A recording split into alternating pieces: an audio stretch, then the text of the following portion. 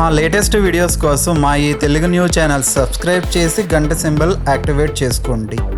24 July 17న తొలి ఏకాదశి రాబోతుంది. ఇది అత్యంత పవిత్రమైన ఏకాదశి. ఈ తొలి ఏకాదశిని హిందువులు ఒక పెద్ద పండుగలాగా చేసుకుంటూ ఉంటారు. ఉపవాసం ఉంటారు, భక్తితో గుళ్లకు వెళ్తారు, విష్ణుమూర్తిని పూజిస్తారు. తొలి ఏకాదశి రాగానే ఇళ్లకు తోరణాలు కట్టి అలంకరించుకొని బాగా సెలబ్రేట్ చేసుకుంటూ ఉంటారు. అయితే ఎంతో పవిత్రమైన ఈ తొలి ఏకాదశి రోజు మీ తలరాత మారాలంటే కేవలం ఈ చెట్టును తాకండి చాలు. మీకు మహా రాజయోగం పడుతుంది. మీ తలరాత మారిపోతుంది. కోట్ల వర్షం కురుస్తుంది. తొలి ఏకాదశి రోజు ఎవరైతే ఈ చెట్టును తాకుతారో వారికి అదృష్టం పడుతుంది. వారి యొక్క దోషాలు మొత్తం ఈ రోజుతో పోతాయి. తెలిసి తెలియక చేసిన జన్మల పాపాలన్నీ కూడా పోయి కోటి జన్మల పుణ్యం వస్తుంది. పట్టిందల్లా బంగారం అవుతుంది. విష్ణుమూర్తి అనుగ్రహంతో సకల ఐశ్వర్యాలు సిద్ధిస్తాయి అని శాస్త్ర పండితులు చెప్తూ ఉన్నారు. ఇంతకీ తొలి ఏకాదశి రోజు ఏ చెట్టును తాకాలి అనే విషయాన్ని ఇప్పుడు మనం ఈ వీడియోలో వివరంగా తెలుసుకుందాం. ఫ్రెండ్స్, ఫస్ట్ అయితే ఈ వీడియోకి ఒక లైక్ కొట్టి మా ఛానల్ని సబ్స్క్రైబ్ చేసుకొని మాకు సపోర్ట్ చేయండి. ఎందుకంటే మాకు మీ సపోర్ట్ చాలా అవసరం. అత్యంత ప్రాముఖ్యం ఉన్న తొలి ఏకాదశి పండుగలకు ఆది. తెలుగు సంవత్సరంలో అన్ని పండుగలను వెంటబెట్టుకొచ్చేది తొలి ఏకాదశి. ఆషాఢ శుద్ధ ఏకాదశిని తొలి ఏకాదశి అంటారు. సంవత్సరం మొత్తం మీద 24 ఏకాదశులు వస్తాయి. ప్రతి నెల కృష్ణపక్షంలో ఒకటి, శుక్లపక్షంలో ఒకటి, మొత్తంగా 2 ఏకాదశులు వస్తాయి. ఏకాదశి అంటే 11 అని అర్థం. మనకు ఉన్నటువంటి 5 జ్ఞానేంద్రియాలు, 5 కర్మేంద్రియాలు, వీటిని పనిచేయించే అంతరేంద్రియం అయిన మనస్సు కలిపితే 11. ఈ 11 ఏకోన్ముఖంగా పనిచేసే సమయమే ఏకాదశి. ఆషాఢమాస ఏకాదశిని తొలి ఏకాదశిగా జరుపుకుంటారు. దీనినే శయన ఏకాదశి, ప్రథమ ఏకాదశి, హరివాసరం అని కూడా అంటారు. ఈ రోజు నుంచి శ్రీ మహావిష్ణువు క్షీరాబ్దిలో శేషపాన్పు పైన శయనిస్తాడు. అందుకే దీన్ని శయన ఏకాదశి అంటారు. పంచభూతాలు, సూర్యచంద్రులు, గ్రహాలు పరస్పర సంబంధాన్ని గమనాన్ని బట్టి ఇది ప్రకృతిలో జరిగే మార్పులకు సంకేతంగా చెప్పవచ్చు. ఉత్తర దిశగా ఉన్న సూర్యుడు ఈ రోజు నుండి దక్షిణ దిశకు వాలుతున్నట్లుగా కనిపిస్తాడు. అంటే సూర్యుడు దక్షిణం వైపునకు మరలినట్లు. ఈ రోజు నుంచి దక్షిణాయనం ప్రారంభాన్ని సూచిస్తుంది. తొలి ఏకాదశి అనేది ఎంతో ప్రాముఖ్యత కలిగిన పండుగ. తొలి ఏకాదశిని భారతదేశంలోని ప్రజలందరూ ఎంతో ఆనందంగా జరుపుకుంటారు. ఈరోజు ఎవరి ప్రాంత ఆచారాల ప్రకారం వారు పూజలు చేసుకుంటూ ఉంటారు.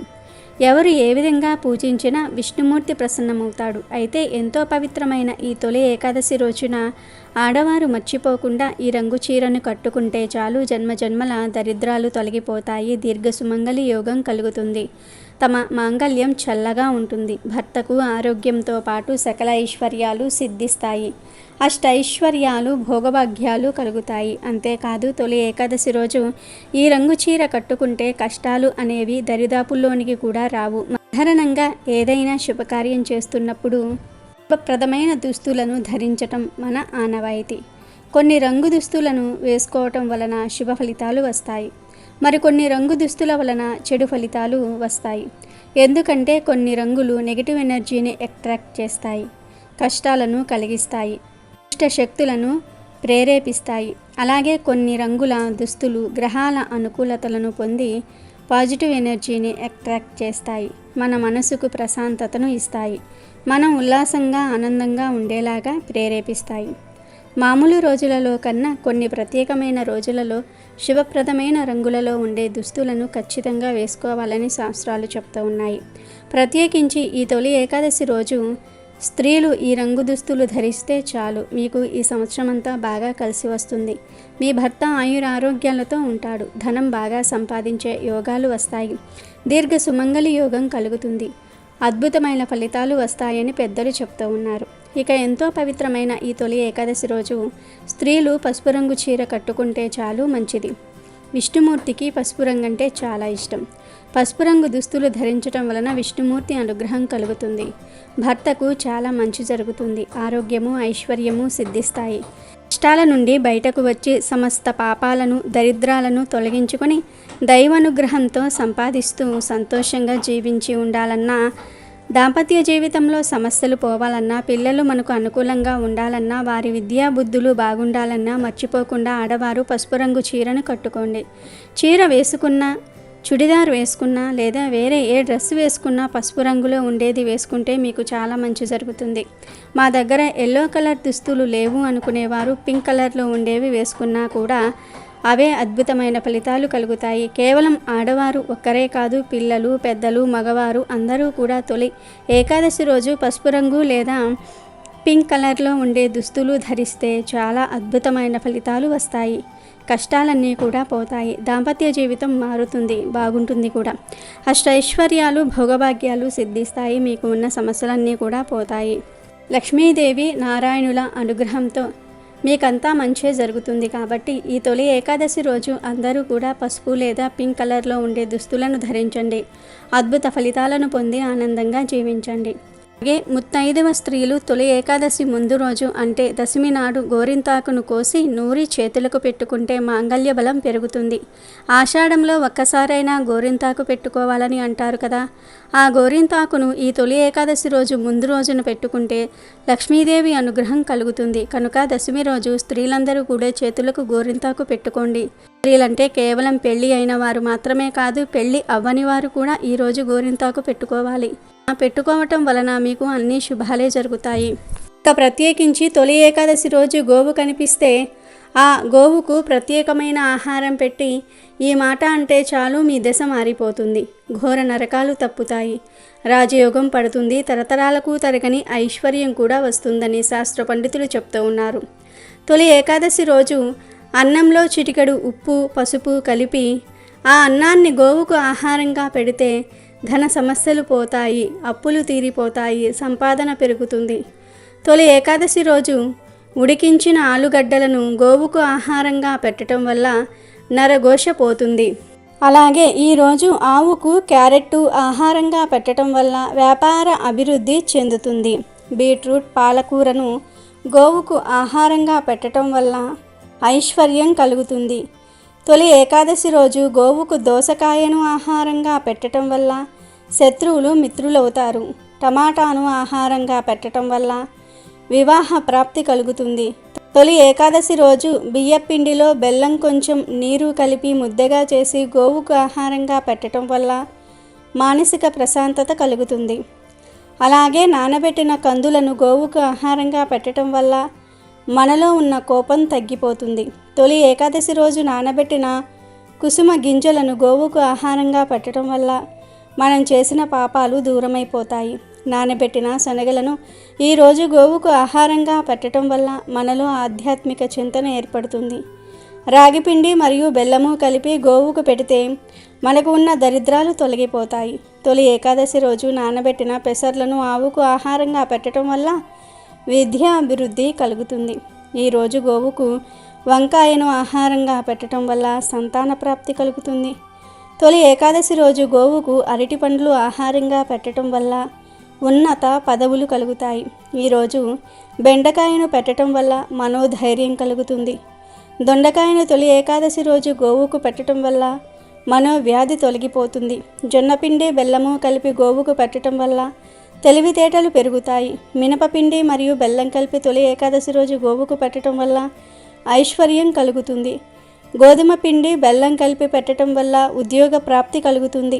నానబెట్టిన పెసరపప్పు పెట్టడం వల్ల ఇంద్రియ నిగ్రహ శక్తి పెరుగుతుంది. నానబెట్టిన కందిపప్పు పెట్టడం వల్ల రుణబాధలు తీరిపోతాయి. నానబెట్టిన మినపప్పును పెట్టడం వల్ల సంపూర్ణ ఆరోగ్యాన్ని పొందుతారు. పచ్చిశనగపప్పు పెట్టడం వల్ల కుటుంబ కలహాలు దూరమవుతాయి. శనగపిండి, బెల్లం కలిపి పెట్టడం వల్ల కోర్టు వ్యవహారాల్లో విజయం పొందుతారు. తొలి ఏకాదశి రోజు గోవుకు నానబెట్టిన పొట్టు పెసరపప్పు పెట్టడం వల్ల బుద్ధి కుశలత కలుగుతుంది. ఇలా తొలి ఏకాదశి రోజు ఆయా పదార్థాలను భక్తితో గోవులకు సమర్పించుకుంటే మీకు ఉన్న సమస్యలు సులభంగా పోతాయి. తరతరాలకు తరగని ఐశ్వర్యం వస్తుంది. ఇలా మీరు గోవుకు ఆహారం పెట్టిన తర్వాత 3 సార్లు ఓం నమో భగవతే గోమాత్రే నమః అనే మంత్రాన్ని పఠిస్తే సకల దేవతల అనుగ్రహం కలుగుతుంది. ఘోర నరకాలు తప్పుతాయి. కష్టాలన్నీ కూడా పోతాయి. లక్ష్మీదేవి అనుగ్రహం కలుగుతుంది. మీ దశ మారిపోతుంది. రాజయోగం పడుతుంది. తొలి ఏకాదశి వ్రతాన్ని చేయాలి అనుకునేవారు దశమి రోజు రాత్రి నుంచి ఉపవాసం దీక్షను ప్రారంభించాలి. ఉపవాసం చేసినా చేయకపోయినా తొలి ఏకాదశి రోజున తెల్లవారుజామునే నిద్రలేచి కాలకృత్యాలు తీర్చుకుని స్నానం చేసి శుభ్రమైన వస్త్రాలు ధరించి నుదుటిన కుంకుమ ధరించాలి. ఆ తర్వాత లక్ష్మీనారాయణుల పటానికి లేదా వెంకటేశ్వర స్వామి వారి పటానికి గంధము కుంకుమలతో బొట్లు పెట్టి అలంకరించుకోవాలి. ముందుగా ఆచమనం చేసి ఆవు నెయ్యి దీపాన్ని వెలిగించుకోవాలి. తొలి ఏకాదశి అనేది ప్రత్యేక పర్వదినం కనుక విష్ణువును పూజించక ముందు పసుపు గణపతిని చేసి అందులోకి వినాయకుడిని ఆవాహన చేసి ముందుగా పసుపు గణపతికి పూజ చేసి నైవేద్యం సమర్పించాలి. ఆ తర్వాత విష్ణుమూర్తికి తులసి మాలను సమర్పించాలి. విష్ణుమూర్తిని తొలి ఏకాదశి రోజు తులసితో పూజించటం వలన అఖండ ఐశ్వర్యం సిద్ధిస్తుంది. విష్ణుమూర్తికి అలంకరణ అంటే ప్రీతి కాబట్టి మీకు అందుబాటులో ఉన్న రకరకాల పూలతో అలంకరించి ధూప దీప నైవేద్యాలతో అలంకరించుకోవాలి. ఇక ఈ తొలి ఏకాదశి రోజు ముఖ్యంగా మహా నైవేద్యాన్ని శ్రీ మహావిష్ణువుకు నైవేద్యంగా పెట్టాలి. అంటే మీరు ఇంట్లో ఏం వండుకుంటే అది పెట్టాలి. ఇలా మహా నైవేద్యం పెడితే ఆ లక్ష్మీనారాయణుల కరుణా కటాక్షాలు తప్పక లభిస్తాయి. దీనితో పాటు పేలాల పిండిని కూడా నివేదన చేయాలి. చాలామంది తొలి ఏకాదశి రోజు కేవలం పేలాల పిండిని మాత్రమే నైవేద్యంగా పెడతారు. కానీ పేలాల పిండి ఒక్కటే కాదు, దానితో పాటు మహా నైవేద్యం కూడా పెడితే లక్ష్మీ పూజల ఫలితం లభిస్తుంది. మీకు ఉండే కష్టాలన్నీ కూడా తొలగిపోతాయి. దరిద్రమంతా కూడా వదిలిపోతుంది. మహా నైవేద్యం అంటే మీరు ఇంట్లో వండుకునే అన్నము, కూర, పప్పు ఇలా మీరు ఏం వండుకుంటే అవి డైరెక్ట్గా గిన్నెలతో తీసుకుని వెళ్ళి నివేదన చేసేయండి. ఆ తర్వాత ఆ ఆహారాన్నే ప్రసాదంగా స్వీకరించి తినండి. అలాగే ఈరోజు పేలాల పిండిని కూడా తప్పనిసరిగా తినండి. ఇలా నైవేద్యం పెట్టిన తర్వాత విష్ణు సహస్రనామాలు చదవాలి లేదా 108 సార్లు ఓం నమో నారాయణాయ అనే మంత్రాన్ని జపించాలి. చివరిలో హారతి చూపించాలి. ఇది తొలి ఏకాదశి పూజా విధానం. వర్షాకాలం కాస్త ఊపందుకుని నేల తడిసి చెరువులు నిండే కాలాన్ని మన పెద్దలు పొలం పనులకు అనువైన సమయంగా భావించారు. అందుకని ఆషాఢ మాసంలో వచ్చే మొదటి ఏకాదశిని తొలి ఏకాదశిగా పేర్కొన్నారు. పూర్వం ఈ రోజున పాలేళ్లను పిలిచి పొలం పనులను మొదలుపెట్టించేవారు. మరి ఏదన్నా సందర్భాన్ని తీపితో ప్రారంభించడం మన అలవాటు కదా. అందుకని ఆ కాలంలో తేలికగా అరిగే పేలాల పిండిని బెల్లంతో కలుపుకుని తింటారు. పైగా పేలాల పిండి తినటం వల్ల ఈ కాలంలో దాడి చేసే కఫ సంబంధమైన రోగాల నుంచి రక్షణ లభిస్తుందని చెప్తూ ఉంటారు. తెలుగుదేశపు వ్యవహారాల ప్రకారం గుంటూరు మండలంలో కొన్ని ప్రాంతాలలో తొలి ఏకాదశిని పేలపిండి ఏకాదశి అని అంటారు. పేలాలు విసిరి పిండి చేసి బెల్లంలో కలుపుకొని తింటారని, ఆ పేలాల పిండి మీద కూడా ఈ పండుగ ఆచారంగా కొనసాగింది. ఈ తొలి ఏకాదశి పేలాల పిండి తయారు చేసుకుంటూ ఉంటారు. పేలాల్లో బెల్లాన్ని, యాలకులను చేర్చి దంచి ఈ పిండిని తయారు చేస్తారు. ఎందుకంటే తొలి ఏకాదశి నాడు పేలాల పిండిని తప్పక తినాలని పెద్దలు అంటారు. పేలాలు పితృదేవతలకు ఎంతో ఇష్టమైనవి. అందువల్ల మనకు జన్మనిచ్చిన పూర్వీకులను ఈరోజు గుర్తు చేసుకోవటం మన బాధ్యత. ఆరోగ్యపరంగా కూడా ఈ పిండి చాలా మంచిది. ఈ సమయంలో బాహ్య ఉష్ణోగ్రతలకు అనుగుణంగా దేహం మార్పులు చెందుతుంది. గ్రీష్మ ఋతువు ముగిసి వర్ష ఋతువు ప్రారంభమయ్యే సమయం ఇది. కావున శరీరానికి ఈ పిండి వేడిని కలగజేయటమే కాక వ్యాధి నిరోధక శక్తిని పెంపొందిస్తుంది. వర్షాకాలంలో వ్యాధి బారిన పడడానికి ఉన్న అనేక అవకాశాలను ఇది తిప్పికొడుతుంది. అందువల్ల తొలి ఏకాదశి రోజున ఆలయాల్లో, ఇళ్లల్లో పేలాల పిండిని ప్రసాదంగా సమర్పించి తినటం ఆనవాయితీగా వస్తుంది. ఇక ఎంతో పవిత్రమైన ఈ తొలి ఏకాదశి రోజు అందరూ ఉపవాసం ఉంటారు. మరి ఈ ఉపవాసం ఎలా చేయాలి? ఉపవాసం చేసే సమయంలో ఏమైనా తినవచ్చా? గుడికి వెళ్తే ప్రసాదం పెడితే తినవచ్చా? అసలు ఉపవాసం ఉండలేని వారు ఏం చేస్తే ఉపవాసం చేసిన దానికన్నా 1000 రెట్ల ఫలితం వస్తుంది అనే విషయాల గురించి ఈరోజు మనం ఈ వీడియోలో వివరంగా తెలుసుకుందాం. ఏకాదశి అంటేనే ఉపవాస దీక్ష గుర్తుకు వస్తుంది. పైగా తొలి ఏకాదశిని హిందువులు మొదటి పండుగగా జరుపుకుంటూ ఉంటారు. ఈ రోజు ఉపవాసం ఉంటే మరింత మంచిదని చెప్తూ ఉంటారు. ఉపవాసం పాటించడానికి ఒక పద్ధతి ఉంది. తొలి ఏకాదశి రోజు ఉపవాసం ఉండాలి అనుకునేవారు అంతకు ముందు రోజున దశమి రాత్రి నిరాహారంగా ఉండాలి లేదా లైట్ ఫుడ్, అల్పాహారం లాంటివి తీసుకోవాలి. మన జీర్ణ వ్యవస్థను ఏకాదశి ఉపవాసానికి సిద్ధం చేయటమే ఈ ఆచారం వెనుక ఉన్న అంతరార్థం. ఇక తొలి ఏకాదశి రోజు బ్రహ్మ ముహూర్తంలో నిద్రలేచి తలస్నానం చేయాలి. ఆ రోజంతా ఏమీ తినకుండా నిష్టగా ఉపవాసం ఉండాలి. ఏమీ తినకుండా ఉండలేని వారు పాలు పండ్లు తినవచ్చు. అవి కూడా చాలవు అనుకునేవారు ఒక్కపూట భోజనం చేసి ఏకభుక్తం ఉండవచ్చు. ఇలా ఈ 3 పద్ధతుల్లో ఏదో ఒక విధంగా ఏకాదశి ఉపవాసం ఉండాలి. ఈ ఉపవాసం జాగరణలతో తొలి ఏకాదశి రోజు గడిచిన తర్వాత మర్నాడు అనగా ద్వాదశి రోజు తెల్లవారుజామున దగ్గరలోని ఆలయాలను దర్శించుకోవాలి. ఆ తర్వాత ద్వాదశి పారణ చేయాలి. పారణ అంటే ఏదైనా తినాలి. ద్వాదశి రోజు కూడా లైట్ ఫుడ్ తింటే మంచిది. ఎందుకంటే తొలి ఏకాదశి రోజు ఉపవాసం ఉండటం వలన జీర్ణ వ్యవస్థ నెమ్మది అవుతుంది. ఒకేసారి దానికి ఆహారం అందించటం అంత మంచిది కాదు. అందుకే ద్వాదశి రోజు అతిగా భుజించకూడదు. ఇక ఈ తొలి ఏకాదశి రోజు ఉపవాసం ఉన్నవారు గుడికి వెళ్ళినప్పుడు పేలాల పిండి ప్రసాదం ఇస్తే తినవచ్చు. గుడిలోనే కాదు ఇంటి దగ్గర కూడా ఈరోజు పేలాల పిండిని ప్రసాదంగా భావించి తినవచ్చు. అందులో ఏమీ దోషం లేదు కనుక ఉపవాసం ఉండేవారు ఈరోజు ప్రసాదం తినవచ్చు.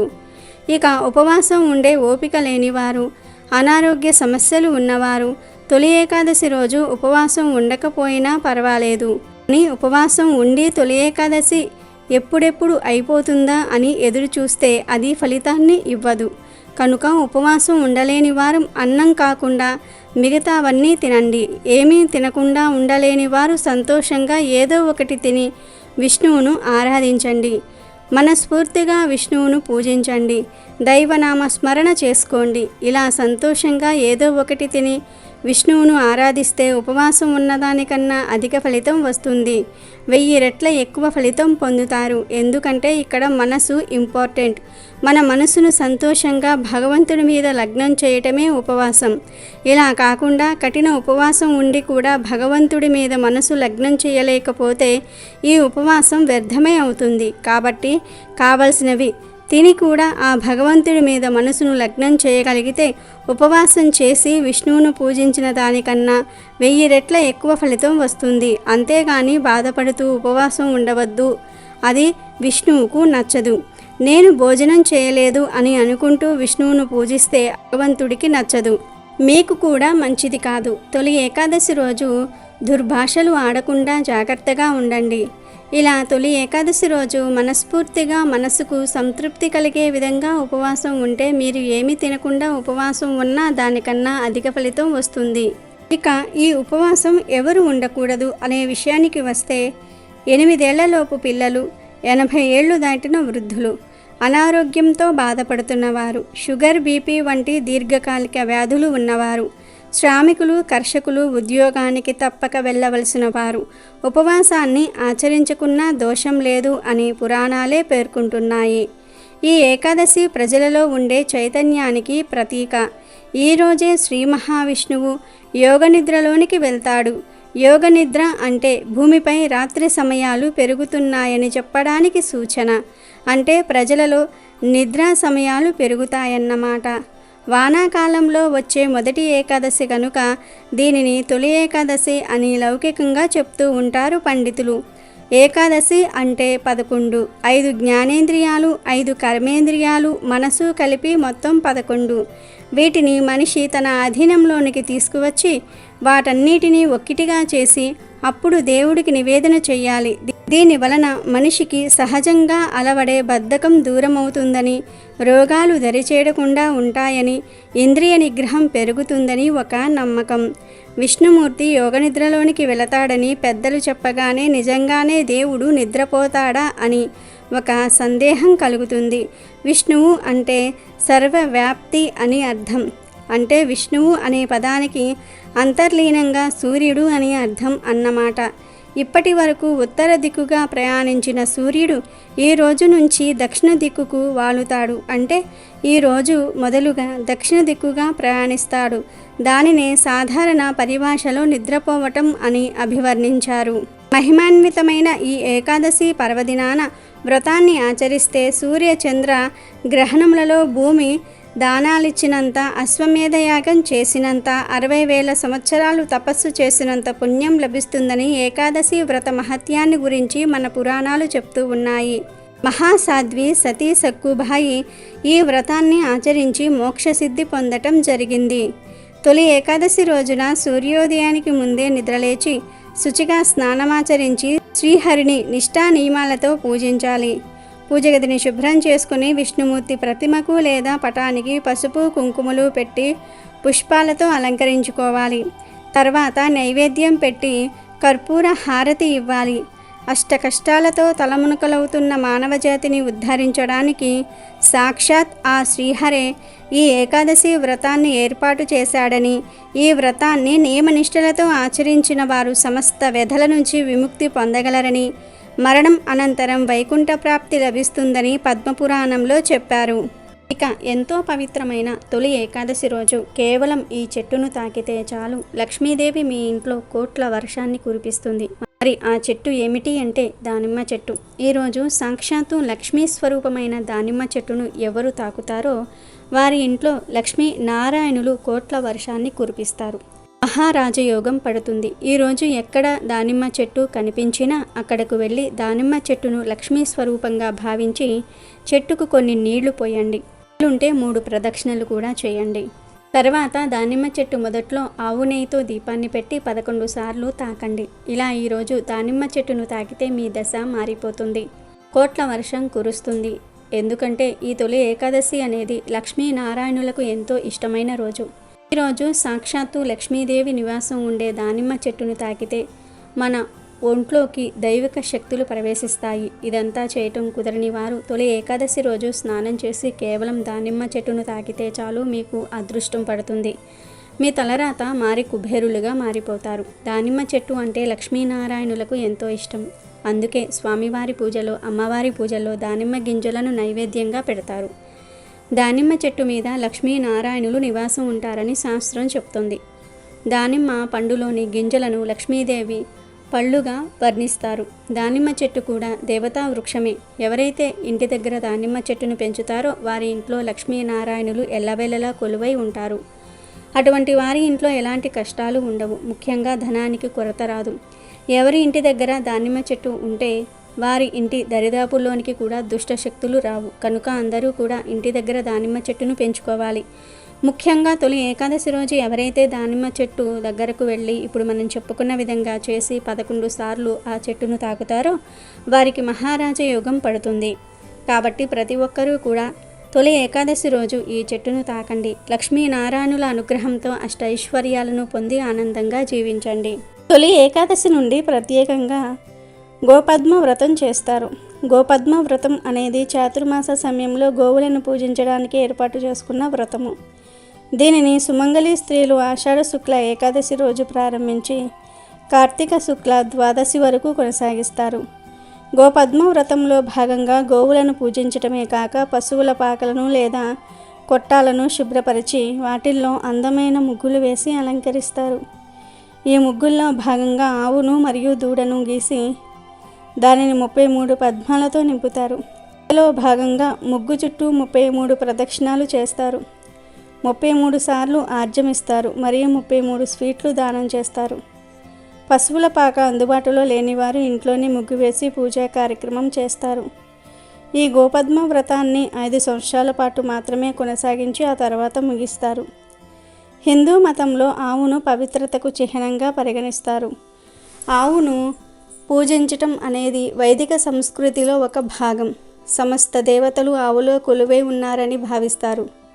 గోపద్మ వ్రతంలో భాగంగా వేసిన ముగ్గుకు పుష్పార్చన జరిపి చక్కెర లేదా స్వీట్లను నైవేద్యంగా పెట్టాలి. వాటి చుట్టూ 33 ప్రదక్షిణలు చేసి 33 సార్లు నమస్కరించుకోవాలి.